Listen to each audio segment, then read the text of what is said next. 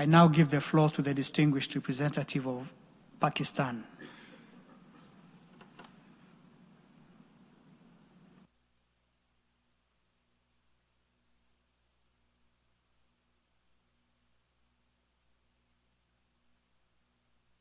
Mr. President,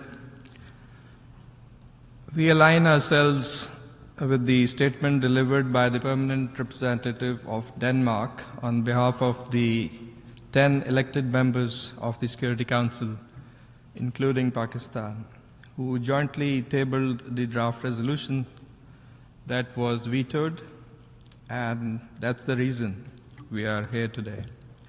We greatly appreciate the role played by Denmark in coordinating the E10.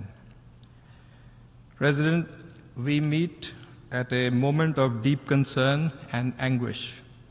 The Security Council, entrusted with primary responsibility to safeguard peace, once again failed to act when Gaza needed it most. A resolution intended to halt the carnage and deliver humanitarian relief was blocked, leaving millions to their unfortunate fate. For the elected 10 members of the Council, this was no routine diplomacy. It was an urgent effort to answer the cries of a people trapped in bombing, in the rubble, famine, and despair. The failure to move forward was bitterly disappointing. But paralysis in one chamber must not mean incapacity across the United Nations or across the international community. For the truth is stark.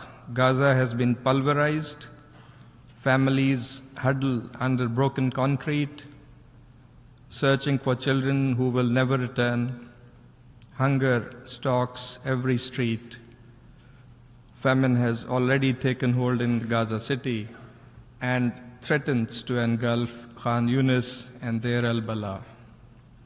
More than 66,000 Palestinians, the vast majority women and children, have been killed.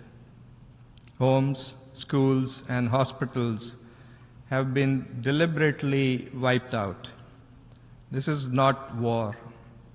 It is the erasure of a people's future. And Israel, the occupying power, must be held fully accountable.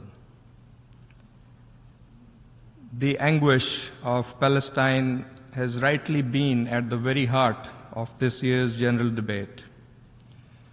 Amid devastation, the voices of conscience have grown louder.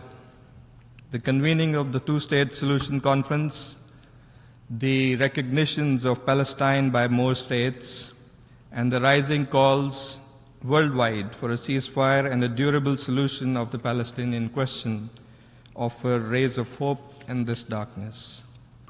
President, the recent consultations held by President Trump with the Arab and OIC leaders, the announcement of a plan by the US are noteworthy developments that have been widely welcomed. And we hope, cautiously but sincerely, that such initiatives can help deliver what is most urgently needed: an immediate ceasefire, an end to the war, unfettered humanitarian assistance, and above all, a credible political horizon towards Palestinian statehood. Pakistan, as part of these consultations, will work to ensure that efforts are judged not by promises but by results.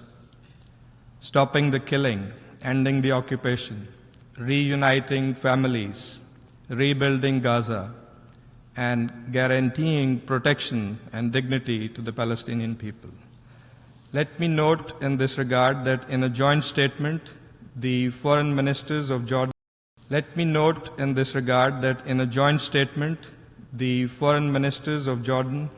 the UAE, Indonesia, Pakistan, Turkey, Saudi Arabia, Qatar, and Egypt welcomed President Trump's efforts, including his announcement that he would not allow the annexation of the West Bank.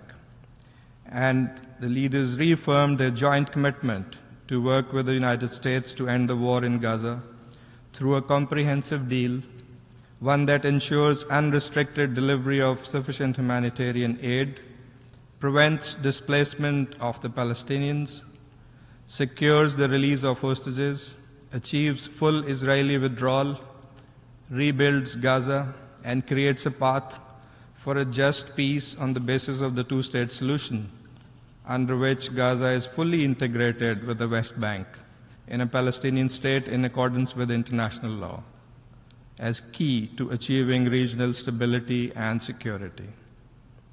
In line with those commitments, and at the risk of repetition, let me today from this podium make 5 urgent calls.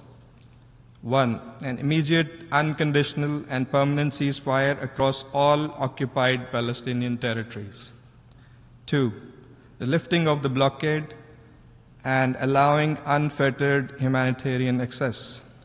3rd, the release of all hostages and Palestinian prisoners. 4th, a complete end to forced displacement, settlements, and any designs for annexation. 5th, a credible, time-bound political process in line with international legitimacy to establish an independent, sovereign, and contiguous state of Palestine based on the pre-1967 borders with Al-Quds al-Sharif as its capital. President, the Palestinian people are the masters of their own destiny, and it's very clear that destiny is freedom. Palestinians can no longer be denied their right to self-determination. Peace cannot be postponed any longer. Pakistan will remain steadfast in solidarity with the Palestinian people. We will stand with all those who seek peace. We will stand with all those who strive for justice.